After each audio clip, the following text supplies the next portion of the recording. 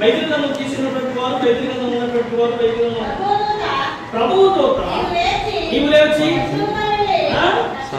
దక్షిణముగా వెళ్ళి యెరూషలేమును అరణ్య మార్గములో కలుసుకోమని ఫిలిప్పుతో చెప్పాడు. అతడు లేచి వెళ్ళిన ప్రార్థన ఏకీవించిన ప్రార్థన చేసుకోండి. మా మిక్కిలిగా ప్రేమిస్తున్న మా పరలోకపు తండ్రి, నీ ఘనమైన శ్రేష్టమైన నామాన్ని బట్టి వందనాలు స్తుతులు స్తోత్రాలు తెలియజేస్తున్నాం. పరిశుద్ధమైనటువంటి నీ బైబిల్ గ్రంథంలో నుంచి అపోస్తలుల కార్యము 8వ అధ్యాయము 26వ వచనాన్ని ఈ రోజు వాక్యపఠనంగా చదువుకోవడానికి మీరు అవకాశాన్ని కలిగించినటువంటి విధానాన్ని బట్టి స్తోత్రాలు. చదివినటువంటి వారిని దీవించండి, విన్నటువంటి వారిని దీవించండి, చెప్తున్నటువంటి నామం మరుగుపరిచి మీరే మాట్లాడవచ్చేమని మా ప్రభువు ప్రియలక్ష్యమైన యేసుక్రీస్తు పరిశుద్ధమైనటువంటి నామమున అడిగి వేడుకొనుచున్నాము తండ్రి. ఆమేన్. ఈ వాక్యాన్ని పరిశీలన చేసి వాక్యాన్ని పరిశీలన చేసుకునేటప్పుడు ఈ వాక్యాన్ని ఎందుకు జ్ఞాపకం చేసుకోవాలి అంటే, ఈ వాక్యంలో మొదటి అధ్యాయాన్ని పరిశీలన చేస్తే ఆ రోజులు అంటే ఆ కాలంలో ఆ రోజులు, ఆ రోజు, ఆ స్థలం, ఆ పరిస్థితులు భయంకరమైనటువంటి, ఎంత భయంకరమైనటువంటి అంటే ఎవరికైనా కనబడుతూ, ఎవరికైనా అగపడుతూ, ఎవరికైనా తెలిసేటటువంటి రీతిగా ప్రార్థన చేసుకునేటటువంటి రోజులు కావు. ప్రార్థన చేసుకోవటం కూడా దొంగతనంగానే చేసుకునేటటువంటి రోజులు, ప్రార్థన చేసుకునేటటువంటి వాళ్ళని హింసించేటటువంటి రోజులు, ప్రార్థన చేసుకునేటటువంటి వాళ్ళని చంపేటటువంటి రోజులు, ప్రార్థన చేసేటటువంటి వాళ్ళని శ్రమ పెట్టేటటువంటి రోజు, ప్రార్థన చేసేటటువంటి వాళ్ళని చివరికి ప్రాణాలు తీసేటటువంటి రోజులు. ఆ రోజుల్లో కూడా దేవుడి మీద అపారమైనటువంటి ప్రేమ కలిగినటువంటి వాడు, ప్రాణత్యాగాలు చేసినటువంటి వాడు ఉన్నారు, చనిపోయినటువంటి వాడు ఉన్నారు, నారాయణాలు హింస పడినటువంటి వాడు ఉన్నారు, శ్రమ పడినటువంటి వాడు ఉన్నారు, చచ్చిపోయినటువంటి వాడు ఉన్నారు. అలా చచ్చిపోయినటువంటి వాళ్ళలో నుంచి ఈ రోజు ఒక వ్యక్తిని తెలియజేసేయాలనుకుంటున్నాను. ఆ వ్యక్తి ఎవరంటే ఫిలిప్పు. ఈ ఫిలిప్పు ఎవరు అనేటటువంటి విషయాన్ని మీకు అర్థం కావాలి అంటే, ఫిలిప్పు ఎక్కడి నుంచి వచ్చింది అనేటటువంటి విషయాన్ని మీకు అర్థం కావాలంటే, హిస్టరీ చెప్పడానికి నేను రాలేదు కానీ వాక్యాన్ని చెప్పడానికి వచ్చింది కాబట్టి ఈ యొక్క ఫిలిప్పు గురించి మాట్లాడేటప్పుడు ఈ ఫిలిప్పు ఇక్కడ కనబడుతుంది మీకు ప్రారంభంలో. ఎక్కడంటే లోకస్ వార్త 6:14 చదవమాకండి. 12 మంది శిష్యుల్లో ఒక శిష్యుడైనటువంటి ఫిలిప్పు కనబడుతుంది మీకు. 12 మంది శిష్యుల్లో ఒక శిష్యుడైనటువంటి ఫిలిప్పు కనబడుతుంది. ఎందుకు ఈ మాటను నేను జ్ఞాపకం చేస్తున్నాను అంటే, ఫిలిప్పు మరణించడానికి సైతము బాధ్యత భారం కలిగినటువంటి వాడిగా, మరణించడానికి సైతము త్యాగం చేయబడినటువంటి వాడిగా, ఇంకా లోతుగా చెప్పాలంటే ఫిలిప్పు ఎంత త్యాగం చేసిందంటే తను మరణించడమే కాదు, తనతో ఉంటున్నటువంటి నలుగురు కూతురు కూడా వివాహం కాకుండా దేవుని వాక్యాన్ని ప్రకటన చేస్తూ దేవుని గురించి మహిమపరుస్తూ ఉంటే వాళ్ళని కూడా చంపేశారు. అలా వాళ్ళ ఫ్యామిలీ మొత్తం చనిపోయినటువంటి స్థానంలో ఈ ఫిలిప్పు అంత త్యాగం చేయడానికి, అంత గొప్పగా నిలబడటానికి, అంత గొప్పగా ఆయన దేవుని కోసమే తన జీవితాన్ని సమర్పించడానికి ప్రాముఖ్యమైనటువంటి కారణం ఏంటి అంటే, యేసుక్రీస్తు 12 మంది శిష్యులను ఏర్పాటు చేసుకునేటప్పుడు ఒక్కొక్కరినిగా పిలుచుకుంటూ వచ్చిండు. ఆ పిలిచేటప్పుడు ఎటువంటి వాళ్ళని పిలిచిందంటే, ఎవరిని పిలిచినా కూడా సామర్థ్యత కలిగినటువంటి వాళ్ళనే పిలిచింది. సామర్థ్యత అంటే తెలుసు అనుకుంటా మీకు. సామర్థ్యత అంటే తెలిసినటువంటి వాడు. సామర్థ్యత అంటే చేయటము చేతనైనటువంటి వాళ్ళకే పని చెప్పింది. సామర్థ్యత అంటే చేతనైనటువంటి వాడు, చేయగలిగినటువంటి వాడు అని అర్థం. చేయగలిగినటువంటి వాడికి, చేతనైనటువంటి వాడికి ఆ యొక్క పని అప్ప చెప్తే వాళ్ళకి చేత కాదు, చేయలేరు అనేటువంటి విషయం మీకు క్లియర్గా అర్థం కావాలి. అది ఇంకా లోతుగా చెప్పాలంటే, పాఠమాలకు వచ్చేటటువంటి వాళ్ళకి పాఠమాలని చెప్పాలా, ప్రార్థన చేయడం వచ్చేటటువంటి వాళ్ళకి ప్రార్థన చేయమని చెప్పాలా, పరిచయం చేయడం వచ్చేటటువంటి వాళ్ళకి పరిచయం చేయమని చెప్పాలా, ఇలా పని చేయడం వచ్చినటువంటి వాళ్ళకి పని చెప్పాలా, ఏ పని చేతనైనటువంటి వాళ్ళకి ఏ పని చెప్పడానికి వీల్లేదు. ఏ పని చేత కాకుండా మందిరంలో ఉండమాకని చాలా సార్లు చెప్పాను. అర్థమయ్యా? ఏ పని చేత కాకుండా మందిరంలో ఉండమాకని చాలా సార్లు చెప్పా. నీకేం చేత అవుతుంది దేవుని మందిరానికి వెళ్తే. అందుకని హెడ్డింగ్ లో ప్రాముఖ్యమైనటువంటి 3 మాటలు హెడ్డింగ్ ఇక్కడ నేను బోర్డు మీద రాయలే కానీ గడిచినటువంటి సంవాదంలో జ్ఞాపకం చేసిన నేను ఆ మాటలు మరొకసారి జ్ఞాపకం చేస్తున్నా. దేవుని పైన నీకున్నటువంటి ఆసక్తి, ఇంట్రెస్ట్ ఏంటి, దేవుని సన్నిధిలో నీ పాత్ర ఏంటి, దేవుని మందిరంలో నీకు కలిగినటువంటి నీ జీవితంలో కలిగినటువంటి మార్పు ఏంటి, ఇది హెడ్డింగ్ వాక్యంగా చెప్పేటటువంటి. అందుకనే నేను చెప్పినటువంటి మాటల్లో మీ ఎవరూ కూడా దేవుని సన్నిధిలో ఏ పాత్ర ఏమీ లేకుండా ఉండమాకండి. ప్రార్థన చేయడం నేర్చుకోండి, పాటలు నేర్చుకోండి, తర్వాత పరిచయం చేయడం నేర్చుకోండి, సహాయం చేయడం నేర్చుకోండి, ప్రోత్సహించడం నేర్చుకోండి, ఏదైనా ఒకటి నేర్చుకోండి. కానీ దేవుని పనిని చెరపడం బట్టి నేర్చుకోవాలంటే జరిగినటువంటి వాళ్ళు ఆశీర్వదింపబడ్డట్టు నేను చదివినటువంటి బైబిల్లో, నేను నేర్చుకున్నటువంటి వాక్యంలో, నేను విన్నటువంటి వాక్యంలో ఎక్కడా లేదు. ఇది అర్థం చేసుకోవాల్సిన ప్రాముఖ్యమైనటువంటి మాట. ఇది ఖచ్చితంగా నేను నా జీవితంలో నేర్చుకుంది, నేను నా జీవితంలో అనుభవం వచ్చింది, నేను నా జీవితంలో క్రియారూపంలో చూసినటువంటి సన్నివేశాలు చాలా కనబడి ఆ విషయాలన్నీ మీకు ప్రకటన చేయాలి అని అనుకుంటున్నాను. ఓకేనా? ఈయన ఎట్లా సువార్త ప్రకటించేటటువంటి వాడు అంటే, ఆ రోజుల్లో ఆ ప్రజలు ఎందాకే మొదటి వచనంలో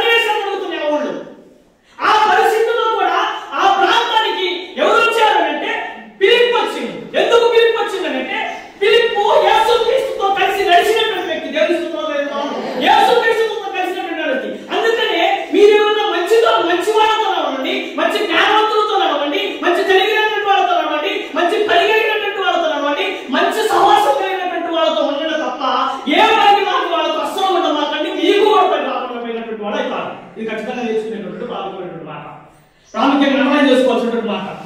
ఎందుకు ఎందుకు ఎందుకు ఈ మాటలు జ్ఞాపకం చేస్తున్నానంటే, ఒక మనిషి ఖచ్చితంగా మోరు పెట్టుకుంటే ఒక మనిషిని ఈజీగా చెప్పగలుగుతాం. ఇలా బయటకు వెళ్ళిపోతున్నా చాలా ఉంది, ఈరోజు వెళ్ళడానికి కూడా సమయం లేదు కాబట్టి వాక్యంలో ఉండాలని ఆశ కలిగి ఉన్నాను. ఆ పరిస్థితిలో పిలుపు వచ్చింది సువార్త ప్రకటించాలి. పిలుపు సువార్త ప్రకటించడానికి వస్తే ఆయన ఒక సన్నివేశం ఏదైతుంది. ఏంటి సన్నివేశం అంటే, ఇందాక చదివినటువంటి వాక్యంలో పిలుపు సువార్త ప్రకటిస్తున్నటువంటి ఇంకా పిలుపు గురించి చాలా చెప్పవచ్చు. పిలుపు గురించి చెప్పడానికి నాకు ఈరోజు సమయం సరిపోతే, కానీ కొంచెం ముందుకు వెళ్ళాలని ఆశ కలిగి ఉన్నాను. తర్వాత మీకు వాక్యం తెలుసుకోవాలి, చదువుకోండి, లేకపోతే మళ్ళీ ఇంకోసారి కూడా పిలుపు గురించి చెప్పడానికి నేను ఆశ కలిగి ఉంటాను. ఎందుకంటే నేను తయారు చేసినటువంటి ప్రతి ప్రసంగాన్ని కూడా నాకు 2 పార్టీ చేసి చెప్పడానికి సరిపోయేటటువంటి ప్రసంగాలు కనబడతా ఉంటాయి. అని గమనించండి. ఈ పిలుపు ఎదురైనటువంటి సన్నివేశం ఏంటంటే, ఒక వ్యక్తి అంటే ఆయన పేరు నపుంసకుడు అని ఒక బైబిల్లో ఉంది. పేరు లేదు, నపుంసకుడు ఉంది. ఆ సన్నివేశం ఎదురైంది. ఏంటి ఆ సన్నివేశం అంటే, నపుంసకుడు యెరూషలేముకి దేవాలయానికి ప్రార్థన చేసుకోవడానికి వచ్చేటటువంటి అలవాటు ఉన్నాయి. అలవాటు చేసుకోండి చాలా సార్లు చెప్పాను. మందిరానికి వెళ్ళడం అలవాటు చేసుకోండి, మందిరంకి వెళ్ళి చూడటం అలవాటు చేసుకోండి, మందిరానికి వెళ్ళి ప్రార్థన చేసుకోవడం అలవాటు చేసుకోండి, క్రమమైనటువంటి ప్రార్థన జీవితం కలిగినటువంటి దాన్ని అలవాటు చేసుకోండి. ఉత్తుత్తి మాటలు, ఉత్తుత్తి ఆలోచన, ఉత్తుత్తి తలంపులు అలవాటు చేసుకోవడానికి ప్రయత్నం చేయమంటే, అటువంటి స్నేహం చేసి అటువంటి జోలికి పోవాలని చాలా సార్లు ప్రసంగంలో చెప్పినటువంటి అలవాటు చేసుకోండి. ఆయన ఉన్నటువంటి అలవాటు ఏంటంటే, యెరూషలేముకి వెళ్ళి ప్రార్థన చేసుకునేది. యెరూషలేముకి వెళ్ళి ప్రార్థన చేసుకుని ఆయన తిరిగి వెళుతూ రథం మీద కూర్చొని దేవుడి వాక్యాన్ని చదువుతాడు. అందుకని ఆయన రథం మీద కూర్చొని గమనించండి. మీరు ఎంతమంది ప్రయాణంలో బైబిల్ గ్రంథాన్ని వెంట పెట్టుకొని తీసుకొని వెళ్తే, లేకపోతే బైబిల్ గ్రంథాన్ని వెంట పెట్టుకొని తీసుకొని వెళ్ళలేకపోతే చేతిలో సెల్ ఉంటుంది, ఆ సెల్లో ఉన్నటువంటి బైబిల్ వాక్యం ఓపెన్ చేసి చదివేటువంటి వారు ఎంతమంది ఉంటారు? మీరు గమనించండి. సెల్ ఉంటుంది, సెల్ ఫోన్ ఉంటుంది, విశ్వాసమే భక్తులమే ప్రార్థనకైనటువంటి వారే. కానీ ఈ యొక్క నపుంసకుడు అంటే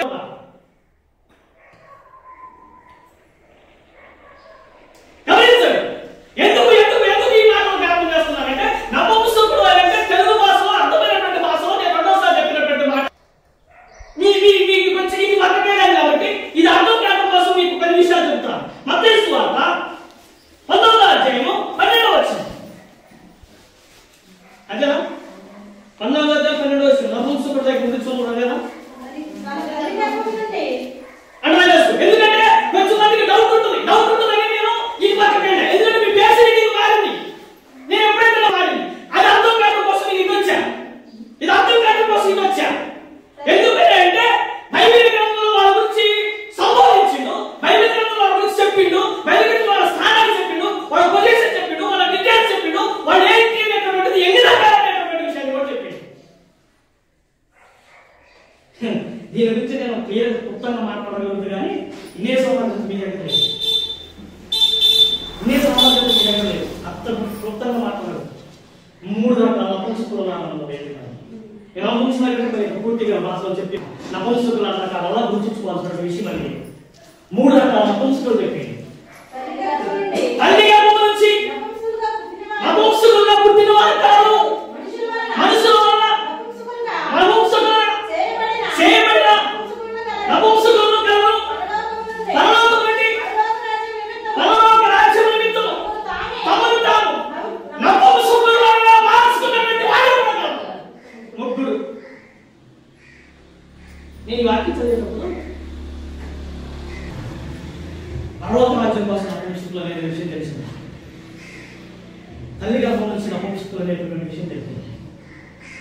అసలు మనుషుల చేత మార్చబడేటటువంటి నపుంసకులు ఆ క్వశ్చన్ అర్థం కాదు, అసలు ఆ మాట అర్థం కాదు. వాక్యం చేయాలి, దీన్ని ఎంకరేజ్ చేయటం మొదలుపెట్టారు, దీన్ని సరిగ్గా చేయటం మొదలుపెట్టారు. ఎట్లా ఎక్కింది అని ఆలోచన చేస్తుంటే, మీకు బైబిల్ గ్రంథంలో ఒక నపుంసకురాలు సెల్ ఫోన్లో ఒక నపుంసకురాలు దేవుని వాక్యం ప్రకటించేస్తుంది. అక్క అంజలి, సిస్టర్ అక్క అంజలి ఎన్నుంది. అప్పుడు ఆ దగ్గరికి వెళ్ళాను, ఆ దగ్గరికి వెళ్ళి హైదరాబాద్ మనం తెలిసిన వాక్యం చెప్పడం కోసం ఆ వాక్యం దగ్గరికి వెళ్తే ఆమె అద్భుతంగా వివరించింది నపుంసకుల గురించి. ఎందుకు ఆ అద్భుతంగా నపుంసకుల గురించి వివరించిందని అంటే, ఆమె నపుంసకురాలు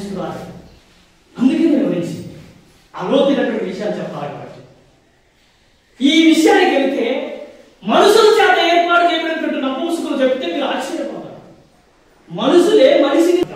అయితే ఈ నపుంసకుడు ఏం చేస్తున్నాడంటే యెరూషలేముకి వెళ్ళి దేవాలయానికి వెళ్ళి దేవుని మందిరానికి వెళ్ళి ప్రార్థన చేసుకొని వస్తాడు.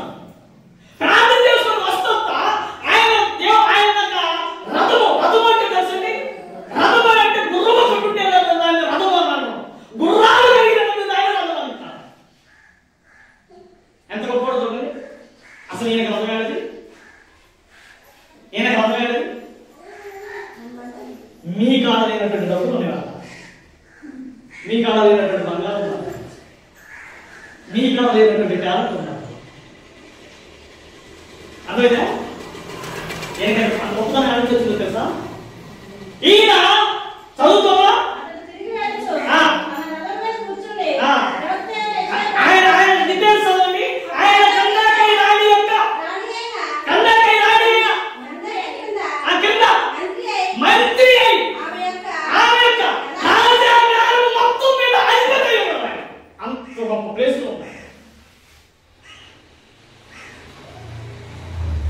అది ఆయన గొప్పతనం. రాజు మహాపట్టణంలో రాజు యొక్క మహాసింహాసనంలో రాజు నివసించేటువంటి ఆ యొక్క కోటలో, నా రాజు తిరిగేటువంటి కోటలో రాజు యొక్క రాణి నివాసం చేస్తున్నటువంటి స్థలంలో ఉండేటువంటి కెపాసిటీ ఉన్నాయి. ఆయనకి ఇచ్చినటువంటి అధికారం ఏంటంటే అక్కడ ఉన్నటువంటి ధనవంతుల మీద నాయకత్వం కలిగినటువంటి వాడు. ఆ నివాస స్థానం అని చెప్పాను. అందుకని ఆయన స్థానం, ఆ స్థానంలో ఉండి కూడా అమ్మా నేను ప్రార్థన చేసుకోవాలి, నా ప్రార్థన చేసుకునేటటువంటి అలవాటు ఉంది, నేను ఇల్లు వస్తానంటే ఆయన ఏమన్నాడు కదా, రథం వేసుకొని వెళ్ళిపోయింది.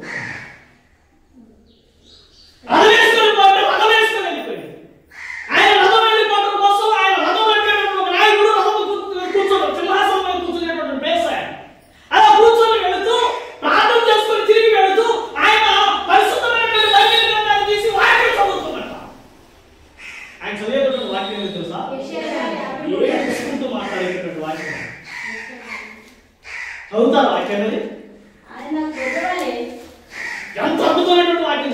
ఆయన వాక్యం ఎందుకు వచ్చిందో, అసలు ఆయన వాక్యం ఎందుకు చదువుతున్నారు? కానీ ఆయన వాక్యం చదువుతుంటే ఆయనలో ఉన్నటువంటి యొక్క ఏమంటారండి బాడీ మొత్తం కూడా పొగసు పుట్టేస్తారు. అంత భయంకరంగా, అంటే అంత పావుల కొరకు మనుషుల కొరకు ఈ మూలంలో వచ్చి శ్రమ పడ్డటువంటి ఒక వ్యక్తి కనబడుతున్న వాక్యంలో చదువుతుంది.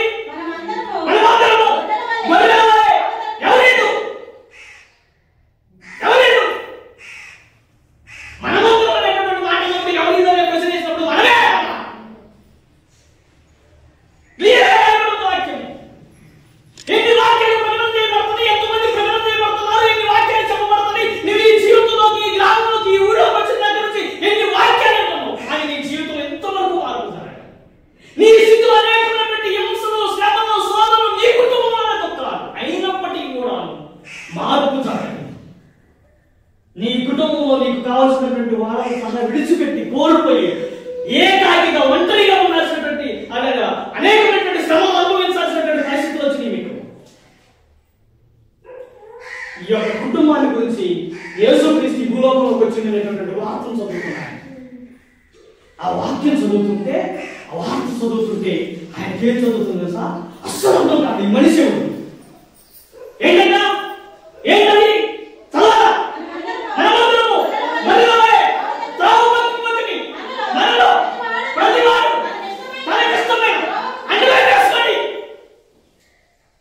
నువ్వు చెప్పేది నాకు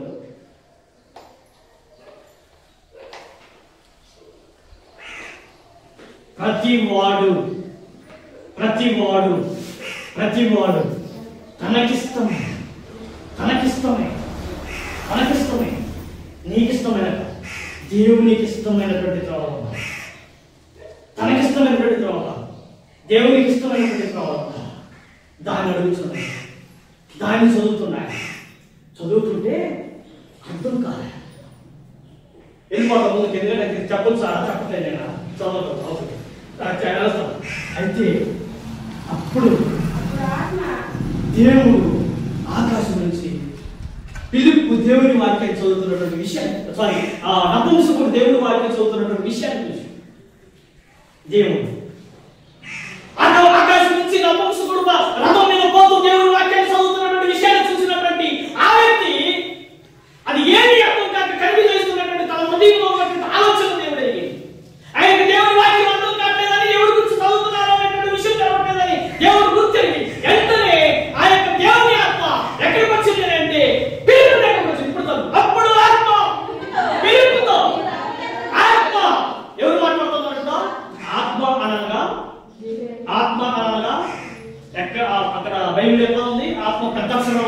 అక్షరాలు.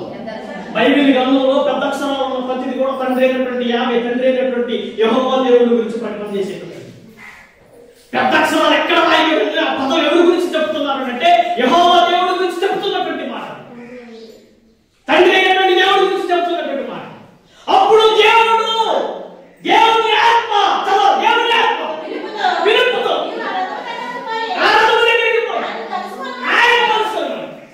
చెప్పారు. ఈ పాయింట్ రాశాడు.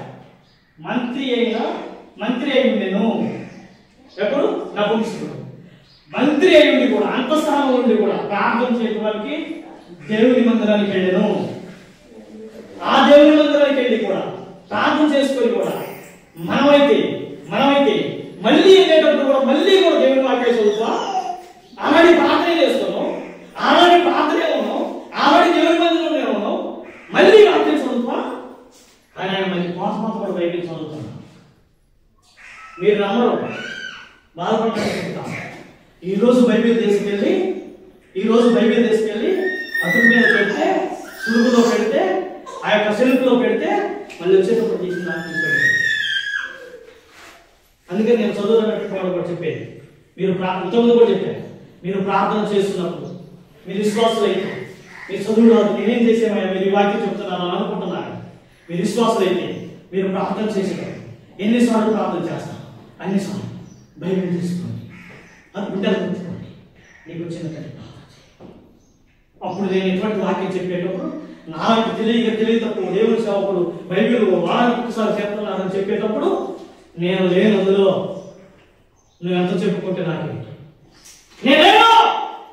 నేను ప్రతిరోజు నా పరిశుద్ధమైనటువంటి నా బైబిల్ గ్రంథాన్ని తీసుకొని నా గుండెలు కట్టుకొని నా దేవుడిని నా గుండెలు కట్టుకొని ఇక కొంచెం బయటికి వెళ్ళగలుగుతారే కానీ కలపకుంటే మంచిది. టైం ప్రార్థన చేస్తా. ఇది అనుకుంటారు వాక్యం. రథం మీద కూర్చొని దేవుని వాక్యం చదువుతున్నాడు. రథం మీద కూర్చొని దేవుని వాక్యం చదువుతుంటే కానీ ఆయన గ్రహించకుండా అర్థం కావట్లేదు ఆయనకేమి. అప్పుడు అంటున్నాడు త్రావు చూపేటటువంటి వాడు పిలుపు గారి ఒకటి ఇక్కడ దేవుని వాక్యం ప్రకటించేవాడు పిలుపు, ఓకేనండి. తర్వాత దేవుని వాక్యం ప్రకటించేటటువంటి వాడు, దేవుని వాక్యం చదివేటటువంటి వాడు, దేవుని గురించి మాట్లాడేటటువంటి వాడు, దేవుని వాక్యం ప్రకటించేటటువంటి వాడు, దేవుని గురించి చెప్పుకునేటటువంటి వాడు దేవుని ఆత్మచేత నింపబడినటువంటి వాడు అయి ఉన్నారా? దేవుని ఆత్మచేత నింపబడినటువంటి వాళ్ళకు, దేవుని ఆత్మచేత నింపబడినటువంటి విశ్వాసులు, దేవుని ఆత్మచేత నింపబడినటువంటి వాడు చాలా మంది ప్రార్థన చేసేటటువంటి వాడు వీళ్ళు కూడా ఉన్నారు. దెయ్యాత్మ కూడా ప్రార్థన చేపించింది, దెయ్యాత్మ కూడా దేవుని సేవను కొనసాగించడానికి ప్రయత్నం చేస్తుంది, తప్పుదో నడిపిస్తుంది, తప్పు వాక్యాన్ని ప్రకటిస్తుంది, తప్పు వాక్యాన్ని నేర్పుతూ ఉంటుంది. ఎవరు కూడా అంటే సాతాను. దేవుని ఆత్మచేత, అందుకే నేను క్లియర్ రాశాను, దేవుని ఆత్మచేత నింపబడి ఇది ఖచ్చితంగా అర్థం చేసుకోండి. దేవుని ఆత్మచేత నింపబడడం కోసం, దేవుని ఆత్మ సంపాదించుకోవడం కోసం ప్రయత్నం చేయాలి. దేవుని ఆత్మ నీలోకి వచ్చిన తర్వాత ఏమేం చేస్తుంది అనేటువంటి రెండో భాగం చెప్పడానికి ప్రయత్నం చేస్తాం. దేవుని వాక్యం చేత నింపబడింది. తర్వాత ఇంకోటి ఏంటో తెలుసా, దేవుని ఆత్మ తనలోకి వచ్చిన తర్వాత పరుగులు ఎడుతున్నాయి.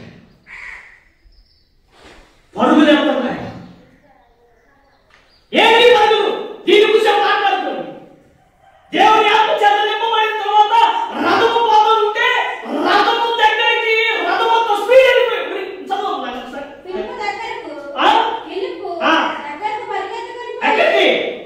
దగ్గరికి పరిగెత్తుకొని పోయి అంతేనా?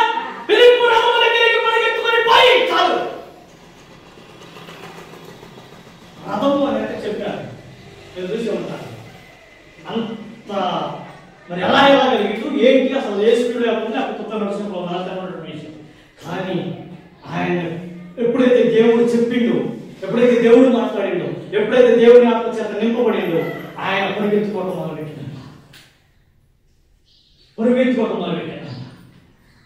దేవుని ఆత్మ వచ్చినప్పుడు ఏం చేస్తుంది తెలుసా? నువ్వు పరిగెత్తుకుని నడవని, పరిగెత్తడమే కాదు పరిగెత్తడం కూడా నేర్పింది. పరిగెత్తుకుని నడవని ఎక్కడ ఉన్నావు? పరిగెత్తుకుని నడవని ఎక్కడ ఉన్నావు? స్వార్థంగా సందర్భం చెప్పండి అని కోనేటి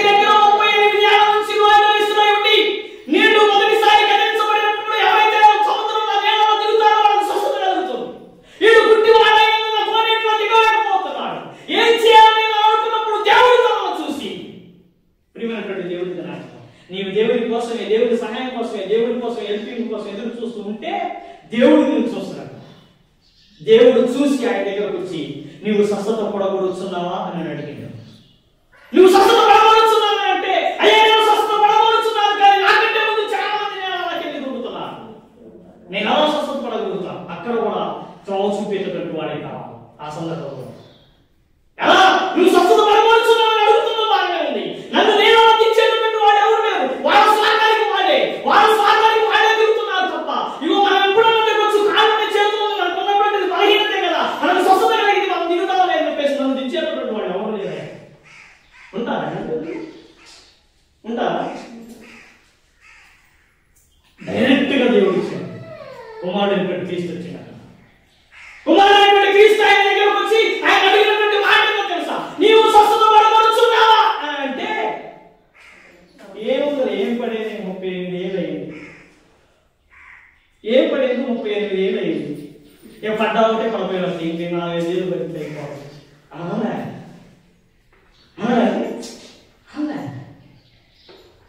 అవును ప్రభువా, నేను స్వస్థత పడగొడుచున్నా. అయితే వెంటనే నీ పరిగెత్తుకొని పిలుపు నపుంసు దగ్గరికి వెళ్ళి నువ్వేం చేస్తున్నావు అని అంటే, పరిశుభ్రమైన బైబిల్ గ్రంథం చదువుతున్నాను. మరి చదువుతున్నావు కదా, నీకు అర్థమవుతుందానంటే అర్థం కావాలంటే అది చెప్పేటట్టు వాళ్ళు లేదు, అది చదువుకోకుండా నాకు ఎలా తెలుసు చదువుతామని ఇది అర్థమై చేసుకోండి. ఈ చదువుకుంటే అనేటటువంటి దాన్ని అర్థమై చేసుకోండి. మీ జీవితంలో మీరు బ్రతకడం కోసం మీకు శ్వాస ఇచ్చినటువంటి వాళ్ళు ఎవరో ఒకరు ఉంటారు. అర్థమైంది మాట? ఇంత గట్టి చెప్పింది అర్థమైందా? నీ జీవితంలో నువ్వు బ్రతకడం కోసం నీకు దారి చూపించినటువంటి వాళ్ళు ఎవరో ఒకరు ఉంటారు.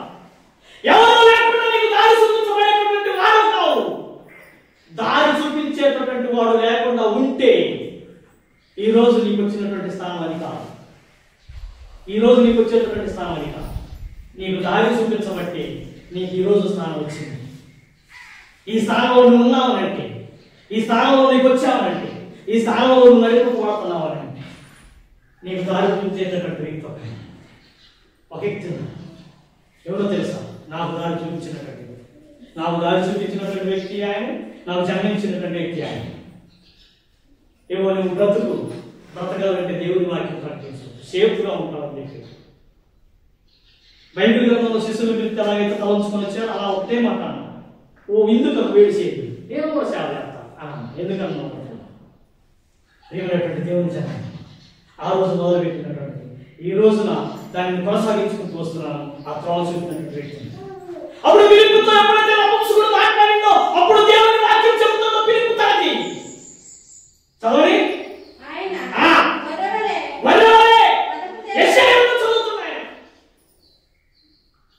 గమనించకపోయినటువంటి దేవుని జనాన్ని యెషయా గ్రంథానికి యేసుక్రీస్తు ఈ భూలోకంలో జన్మించి చనిపోయి సిలువ వేయడానికి ఆయన చెప్పినటువంటి వాక్యానికి 2000 సంవత్సరాల మధ్య వ్యత్యాసం. 1600 సంవత్సరాలు మధ్య నిశ్శబ్దకాలం. కొత్త నిబంధనకి పాత నిబంధనకి మధ్య నిశ్శబ్దకాలం ఎంత? 400 సంవత్సరాలు. అది అక్కడ మధ్యలో రాసుకోవడానికి కూడా చెప్పాను. నిశ్శబ్దకాలం అంటే అక్కడ ఏ దేవుడు అసలు అక్కడ దేవుడు గురించి సన్నివేశాలు లేవు. 400 సంవత్సరాల దేవుడు. అంతకు ముందే యేసుక్రీస్తు గురించి యెషయా గ్రంథంలో చెప్పబడినటువంటి వాక్యాలు గమనించగలిగినటువంటి దేవుని జనాంగం. అప్పుడు ఎప్పుడైతే ఈ యొక్క వాక్యాన్ని పిలుపుకు చెప్పిండో, ఈ వాక్యానికి పిలుపు చెప్పిండో, నువ్వు చెప్తున్నావులే బాగానే, నువ్వు బాగానే చెప్తున్నావు, చెప్పడానికి బాగానే చెప్తు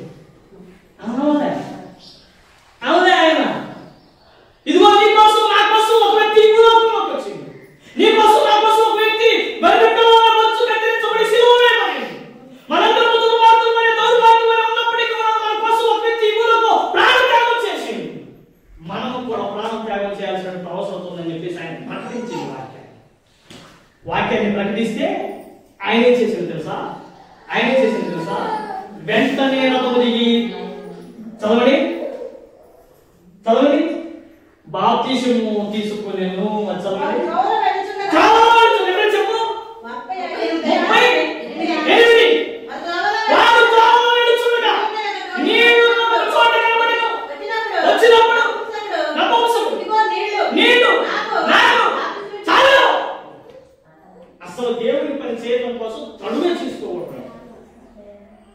దేవుని వాక్యాన్ని ప్రకటించడం కోసం, దేవుని వాక్యం చెప్పడం కోసం తనే తీసుకోకూడదు. ఆయన ఎప్పుడైతే వాక్యం అర్థమైందో, ఎప్పుడైతే దేవుని వాక్యాన్ని ప్రకటించిండో బాప్తిసం తీసుకున్నాను. మీరు బైబిల్ గ్రంథం చదివేటటువంటి వాడు అందరండి, చదివేటటువంటి చదవకపోతే బాప్తిసం తీసుకోవడం ఉందా? బాప్తిసం తీసుకోవాలా?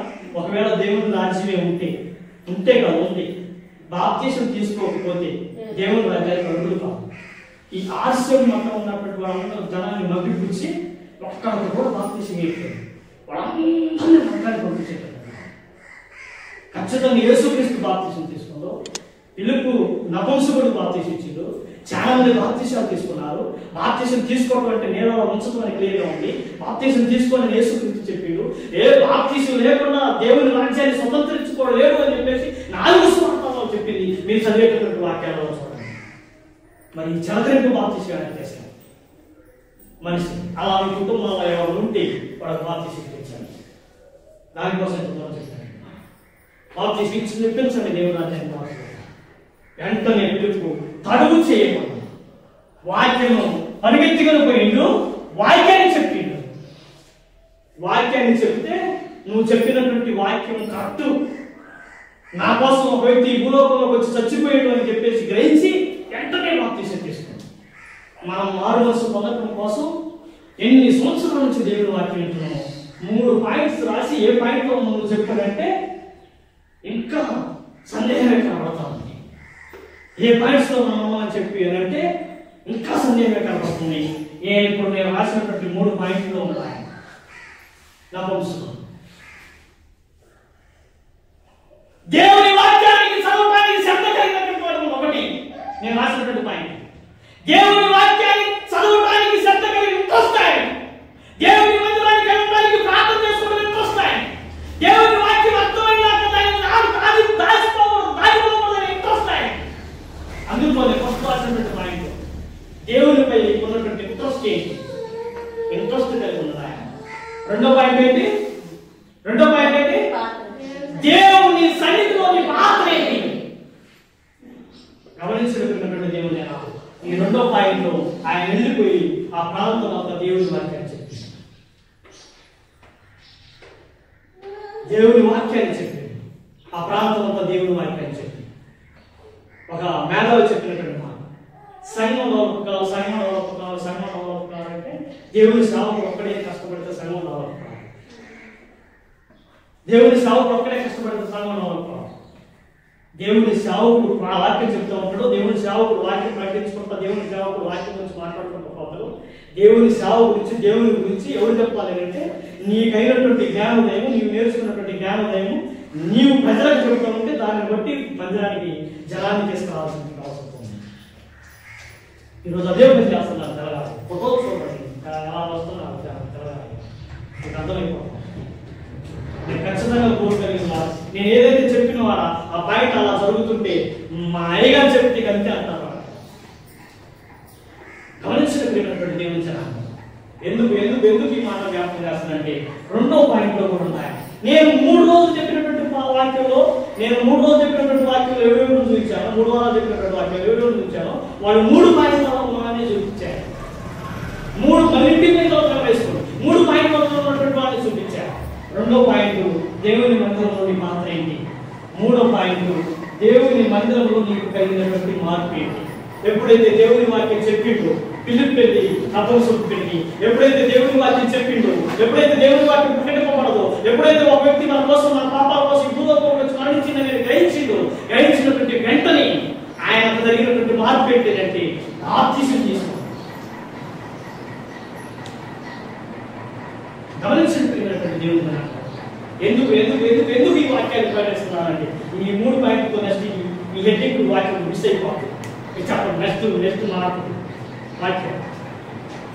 అందుకని క్రైస్తవులుగా, దేవుని ప్రజలుగా, దేవుని పిల్లలుగా, దేవుని దగ్గరకు వచ్చేటటువంటి మనకి కలగాల్సినటువంటి మార్పు ఏంటంటే ఇంకెలా చెప్పాలని అంటే ఒక పాస్టర్ గురించి అడిగాను. ఒక వరాన్ని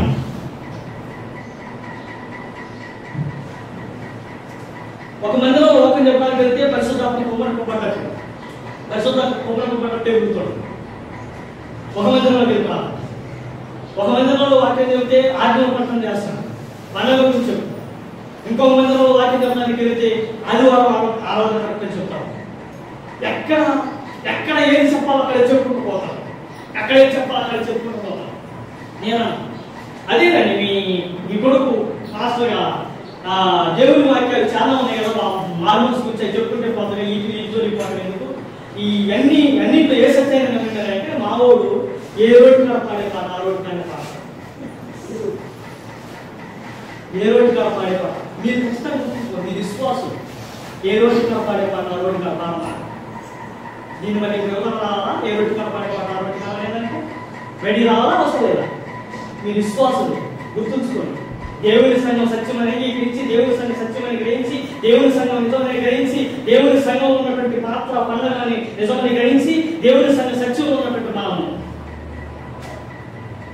బయటికి వెళ్ళిన తర్వాత, బయటికి వెళ్ళిపోయిన తర్వాత ఎక్కడ పాడేటటువంటి మాట అక్కడ పాడాలి. దేవుని సంఘ సభ్యులను గ్రహించండి, దేవుని సంఘ సత్యాన్ని గ్రహించండి, దేవుని సంఘంలో సభ్యులు విశ్వాసం అనేటటువంటి విషయాన్ని గ్రహించండి. మారుతా ఉంటాయి రోజులు బట్టి అవి మారకుండా నేను విశ్వాసం ఎక్కడికి పోయినా కూడా నేను విశ్వాసిని గ్రహించండి. ఆ విశ్వాసం ఉండటం కోసం ప్రయత్నం చేయండి. ఒకవేళ మూడింట్లో ఉన్నటువంటి వాడు పెద్ద మీరు ఎందుకు ఉన్నారు అలాగే మూడింట్లో ఉన్నటువంటి వాడు పెద్ద ఒకవేళ లేవా లేకపోతే స్టార్ట్ అయ్యి రోజు 3 రోజులు 3 వారాలు 3 వాక్యాలు అన్నాను నేను దేవుని సన్నిధిలో నాకు ఉన్నటువంటి పాత్ర ఏంటి అనేటువంటి విషయం నాకు తెలవట్లేదు. నేను ఈ రోజు నుంచి ఏదో ఒకటి చేయాలి, ఈ మెసేజ్ చెప్తుంటే నా దగ్గర నాకు తెలవకుండా నేను చెప్పే మెసేజ్ ఇది మళ్ళీ నేను అప్పుడప్పుడు అంటుంటా నాకేదో అవసరం నా దగ్గర అక్కడ వస్తూ ఉంటే ప్రకటన చేస్తూ ఉంటే ఈ స్లిప్లు ఈ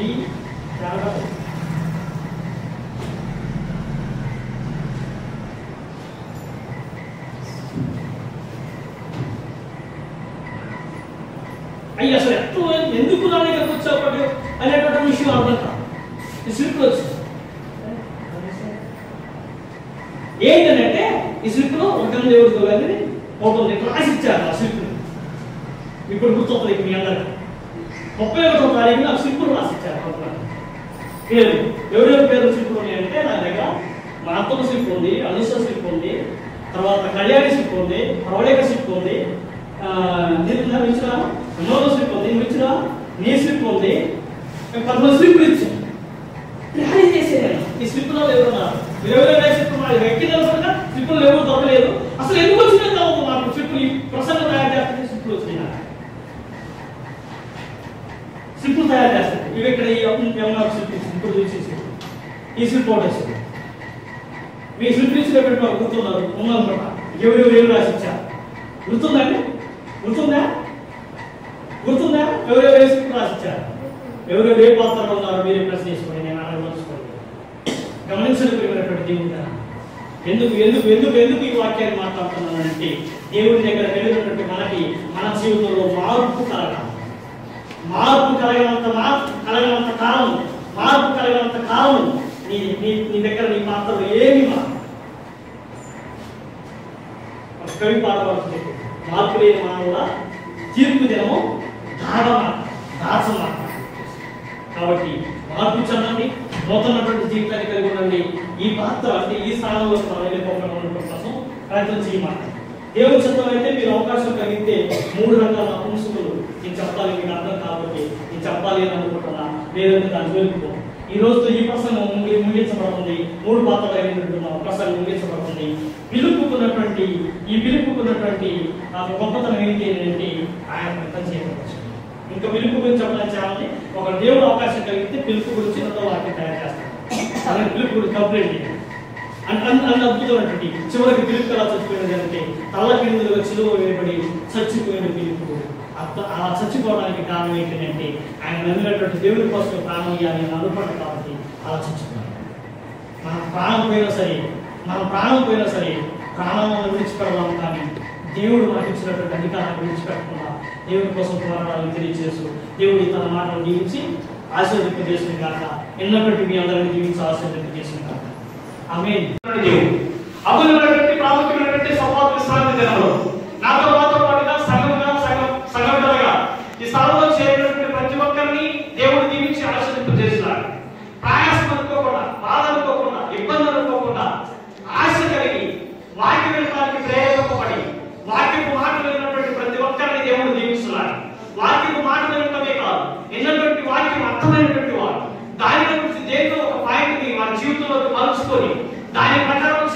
నిర్ణయించుకున్నటువంటి వారిని దేవుడు దీవించి ఆశీర్వదింపజేస్తున్నాడు. దేవుడు నాకు అప్పచెప్పినటువంటి పనిలో పాత్రగా నాకు సహకరిస్తున్నటువంటి ప్రతి ఒక్కరు, చిన్న మొదలుకొని వృద్ధుల వరకు నాకు సహకరిస్తున్నటువంటి ప్రతి ఒక్కరిని దేవుడు దీవించి ఆశీర్వదింపజేస్తున్నాడు. ప్రత్యేకించి దేవుని సేవకుడు చేసుకునేటువంటి విషయంలో, మందిరాన్ని శుభ్రపరిచేటువంటి విషయంలో, త్వరపడుతూ ప్రార్థన వస్తున్నటువంటి విషయంలో ఆశ కలిగినటువంటి వారిని దేవుడు దీవిస్తున్నాడు. నోరు తెరిచి ప్రార్థన చేస్తున్నాం. బలహీనత కలిగినటువంటి వారు, దూర ప్రాంతంలో ఉన్నటువంటి వారు సంఘాన్ని ప్రేమించి, సేవకులను ప్రేమించి ప్రార్థన వస్తువులను కోరుతున్నారు. వారు ఆసక్తిగా ప్రార్థన వస్తువులను కోరుతున్నారు. కాబట్టి నేను శ్రమ అనుకోకుండా, ఇబ్బంది అనుకోకుండా వారందరి కొరకు ప్రార్థన చేయడానికి, దూరంతో ప్రార్థన చేయడానికి దేవుడు నాకు ప్రేరేపిస్తున్నాను. నేను ప్రార్థన కోరుతున్నటువంటి వారు ఎవరైతే ఉన్నారో, ఎవరి కొరకైతే నేను ప్రార్థన చేస్తున్నాను, వాళ్ళందరికీ స్వస్థతను కలిగించబడి, వాళ్ళందరికీ మేలు జరిగి, వాళ్ళందరూ దేవుని మందిరంలో చేరి సాక్షిగా ఉండాలి. ప్రతి నెల మొదటి ఉపవాస ప్రార్థన, భోజన పానీయాలు సిద్ధపాటు చేస్తున్నట్టు, ఆర్థికంగా సహకరిస్తున్నటువంటి వారు, దేవుని మందిరంలో ఉపవాసం ప్రార్థన చేస్తున్నటువంటి వారు, ఉపవాస ప్రార్థన అటెండ్ అవుతున్నటువంటి ప్రతి ఒక్కరిని దేవుడు దీవించాలి. ఇదన్నిటి విషయమై నోరు తెరిచి ప్రార్థన చేస్తున్నాం. మన ముందున్నటువంటి కార్యక్రమం, రాబోయేటువంటి కాలంలో ఉన్నటువంటి కార్యక్రమం, ఆశ్రమం ఉన్నటువంటి పిల్లలందరూ గ్రామంలో చేర్చబడిన తర్వాత 24 గంటల ఉపవాస ప్రార్థన, దానికంటే ముందుగా పర్ణశాల పండుగ ప్రార్థన, ఈ రీతిగా దేవుడు అప్పచెప్పినటువంటి పనులు, దేవుడు ఇచ్చినటువంటి మార్గంలో మనందరూ ఆసక్తి కలిగి నడిపింపబడాలని ప్రార్థన చేస్తున్నాం.